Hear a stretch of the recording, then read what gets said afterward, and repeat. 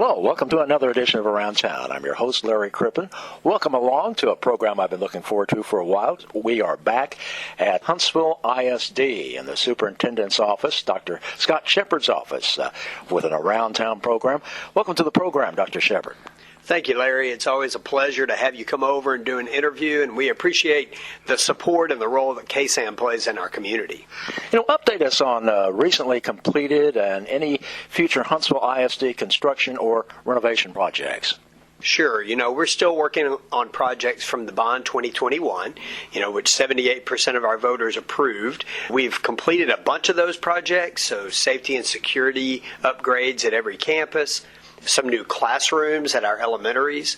We're going through a total renovation at Mance Park, and some of that's complete. The new cafeteria, the new entrance, which are just absolutely beautiful and very functional. Adding a whole classroom wing over there so that we can accommodate sixth graders. So that will all wrap up by the start of school next year. We've got our stadium, of course, complete. So we've been playing football, soccer, and having other events in the stadium. We've got our new Performing Arts Center at the high school, which is being completed as we speak. We should have it online by the end of this school year.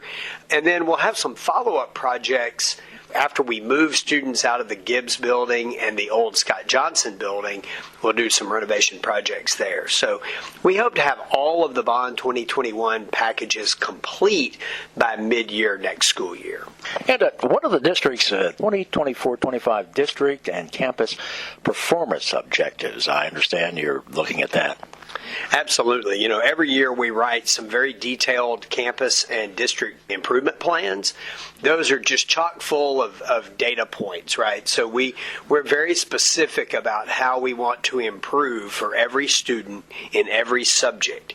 And most of our goals are based on growth. So year-over-year growth for every child in Huntsville ISD. I would just summarize it. It would be really hard in this program to describe those. There's just so many data points and numbers. But I would just say that our overall objective is to provide a top quality education for every child that comes into our schools, no matter what their background, no matter what challenges they may face. Our effort is always to grow that child year over year in whatever course they're taking in our school district. And Dr. Shepard, I know in your recent school board meeting that you talked about the instructional calendar. You talked about for this year and also next year, I believe. Correct. Last night we did two things related to calendar. The first thing we did was adopt next year's academic calendar. It's very traditional. It will be very similar to our staff and families in Huntsville. Traditional week off in Thanksgiving, about 2 weeks off at the Christmas break, a traditional spring break, a long Easter weekend. And finishing the school year by the Memorial Day weekend is always a goal of ours, and we're able to accomplish that. One unique factor in this year's calendar is because of construction and making sure we have classrooms ready for students next year, we've pushed back the start of school for students roughly a week. So that'll extend the summer for our families, which can be a positive thing. Certainly the students will enjoy that, I know.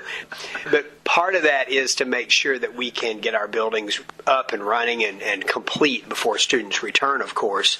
But in that effort, we make sure that we far exceed the minimum instructional minutes that the state requires of the school district. So we're still getting ample instruction time. The second thing we did was we amended this year's calendar. So our students will get out of school 1 day sooner in May. And that, too, is to help us with the transition. With the closure of a couple of our school buildings and moving staff, we need time to pack and move and get things prepared for summer school and for the next school year. So those are the two things we've done with calendar. I understand you may be getting, I think you will be getting a teacher incentive allotment. Can you update us on that? Sure. That's a state program that was part of 2 legislative sessions ago, and we were one of the cohorts that just came on board. There are over 1,000 school districts in Texas, and less than 300 have been approved for this program, and we're one of those groups that has been approved and have already started the program. So if a teacher gets designated as a master teacher through a very rigorous process, then they will receive a bonus allotment from the state that flows through us to their paycheck. So it's a way to reward top performing teachers. We hope to expand that program year after year. That's part of our plan.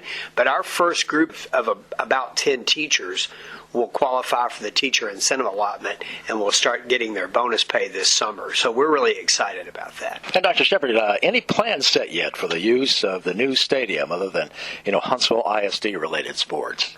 Well, we've already used the stadium for a playoff game. 2 schools from out of district that played a playoff game at the end of last season. That was a big hit, and that was one of the parts we talked about in passing the bond, was that the stadium could attract people to Huntsville.